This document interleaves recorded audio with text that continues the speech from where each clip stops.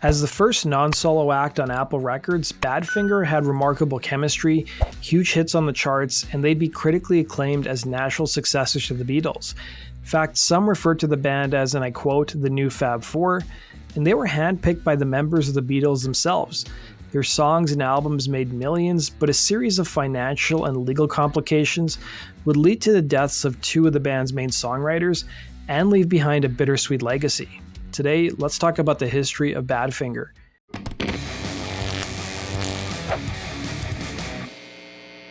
Badfinger's roots dated back to the early 60s in the close-knit music scene of Swansea, Wales, a port city almost like a little Liverpool. While initially performing on the local circuit using temporary names, their first serious incarnation was as the Iveys, which came together in 1961.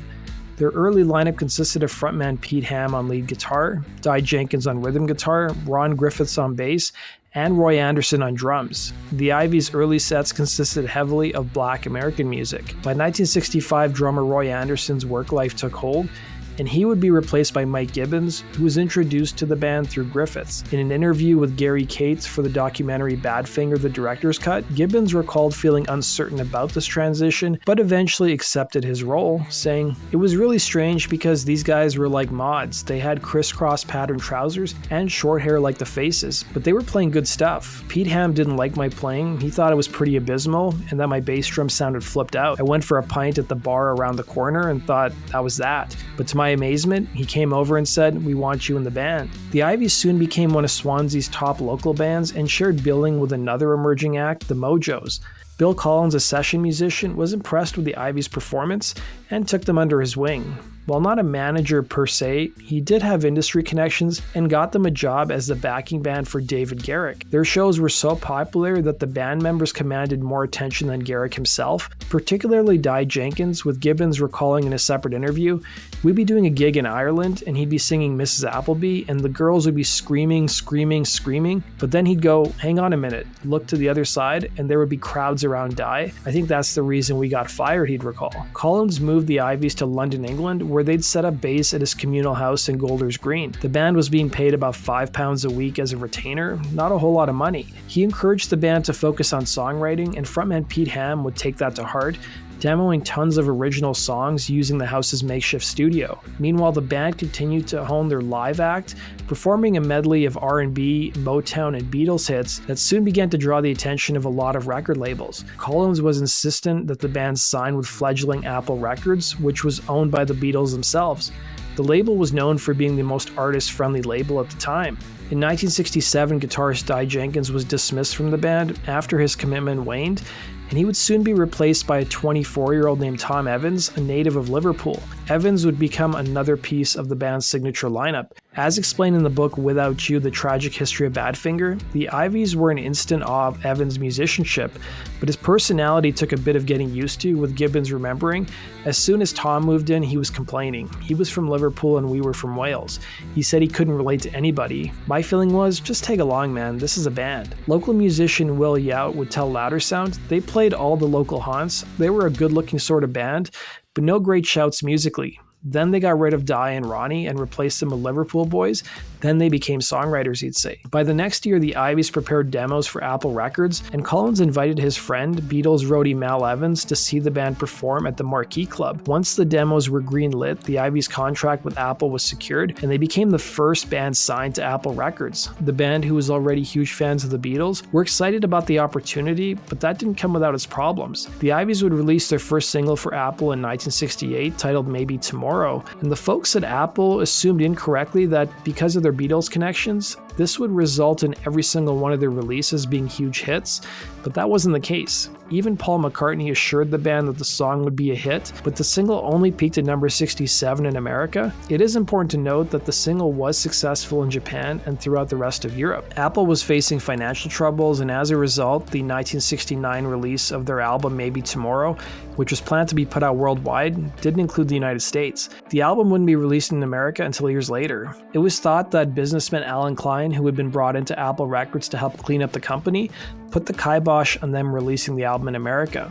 It was during Klein's time with the company that Apple Records underwent a huge shift, with a lot of employees being fired and being replaced with Klein's own people. Evans aired his frustrations to the magazine Disc and Music Echo in an article about the Iveys, stating, "The business definitely seems to be blocking all that Apple are trying to do, and we're the ones suffering for it because we're the guinea pigs, the first group Apple have launched. The uncooperation of the Beatles isn't helping either. I think Apple thought it would be a snowball for everyone involved. Instead, they're having a slog," he'd say.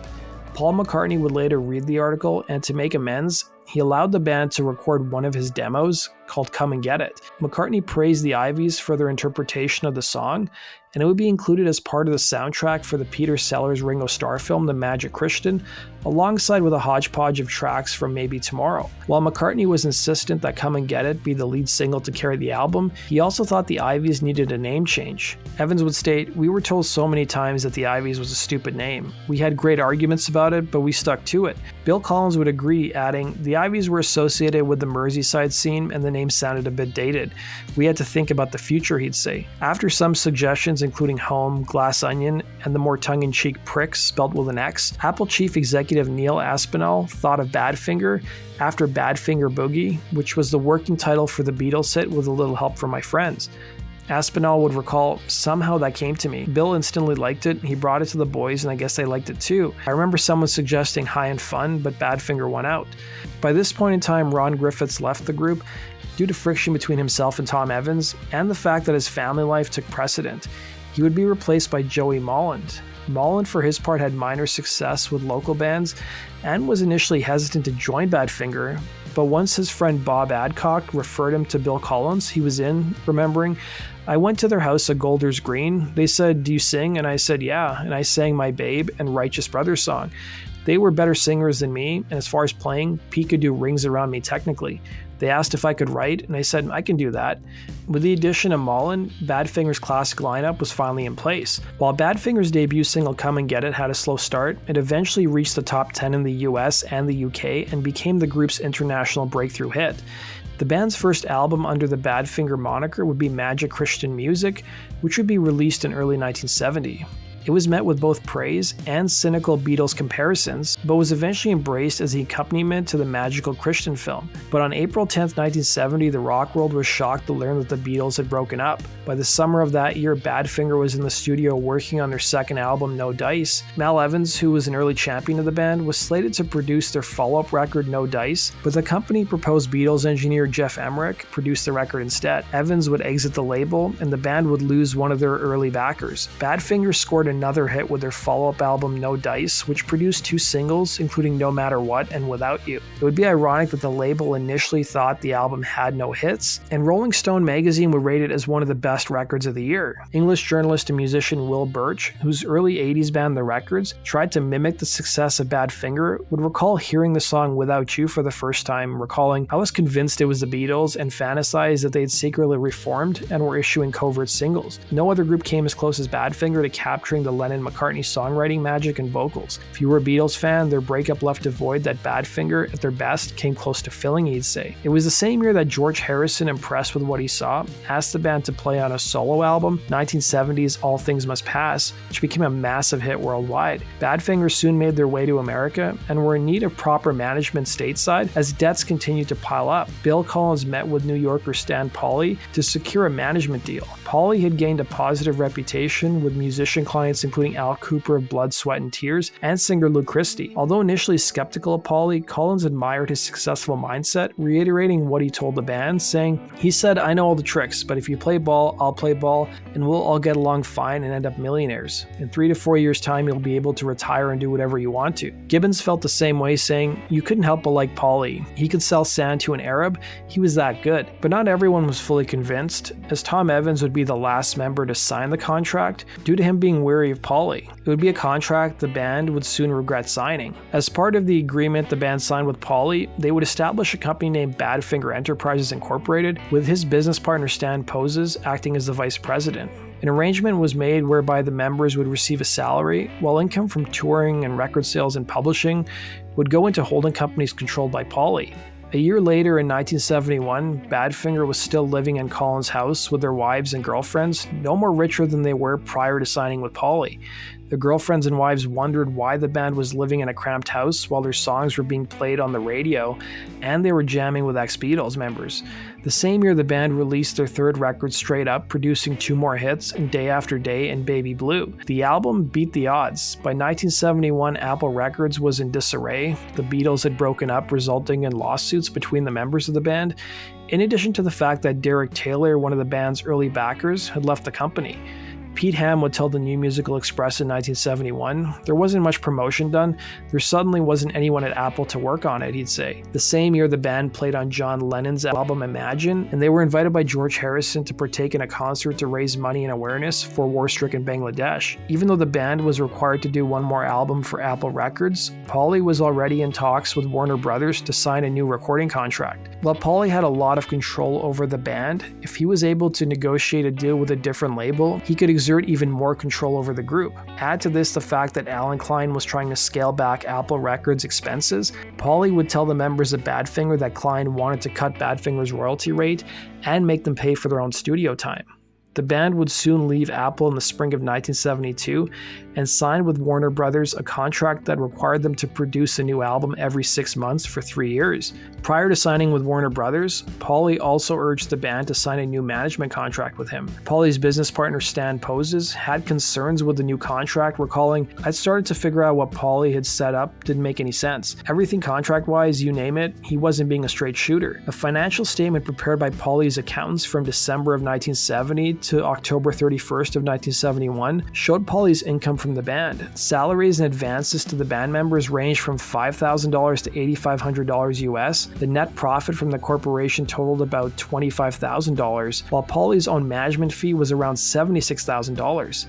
Any new agreement that Pauly wanted the band to sign would be even less favorable in the future. Stan Poses would set up a meeting with both Ham and Evans to discuss his departure from Badfinger Enterprises, and he gave the two musicians much needed guidance, telling them, and I quote, "You don't need Pauly, you need a lawyer or someone you can trust. When you go to the meetings, just tell Pauly you don't want to sign his contracts and you don't want him to manage you. By Tuesday or Wednesday of next week, I'll be gone. If you want advice in a year or two, call me," he'd say. But Pauly had Badfinger under his control, and they would end up signing a new management agreement with him. The band soon signed a contract with Warner Brothers in late 1973, and very quickly problems arose. Right after their final Apple album, Ass, was released, the band went straight to work on their major label debut. The original title the band had come up with was For the Love of Money, which was rejected by Warner Brothers, and by the time of its release in 1974, it would be self-titled by default. The album performed poorly because their final album for Apple, Ass, was released several months apart from their self-titled album for Warner.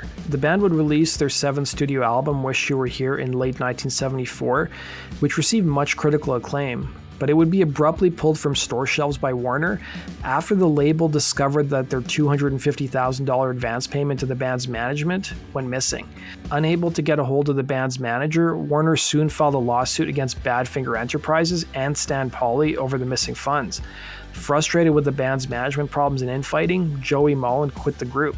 Up until this point, frontman Pete Ham's mood shifted from naive and hopeful to frantic, as Pauly was now impossible to get a hold of. The band was barely getting any money out of Pauly, and Ham was soon at odds with his bandmates, as those close to him claimed he was loyal and stubborn, still not wanting to drop their management. Following this set of circumstances, Ham sought to leave Badfinger, but was pressured by Warner Brothers to return to the band or risk having them dropped.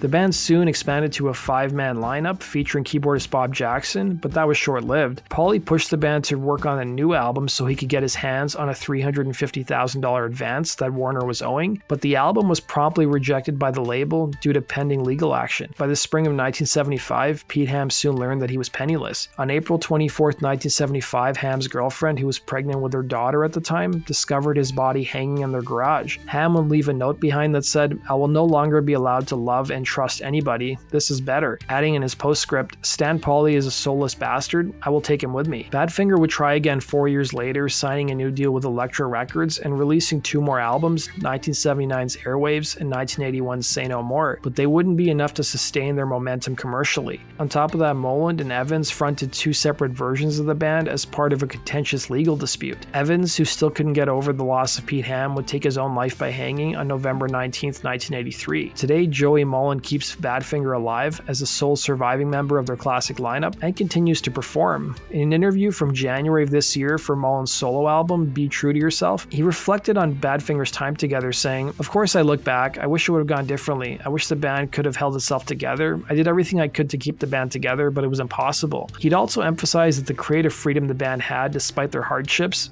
adding, "We were good friends, we enjoyed working together, and we had a good way of working together. We all chose the songs, nobody was the leader, we all had the same idea in mind. We wanted to be a better band, as good as we could be," he'd say. The final episode of the AMC drug trade drama Breaking Bad, which had more than 10 million viewers tune in, closed out the episode with the Badfinger song, Baby Blue. The show helped boost sales of the song, which became the 9th most selling song on Amazon, and streams on Spotify increased a whopping 9,000% after the finale aired. That does it for today's episode of Rock and Roll True Stories, guys. Thanks for watching. Be sure to like button and subscribe. I'll see you in the next video. Take care.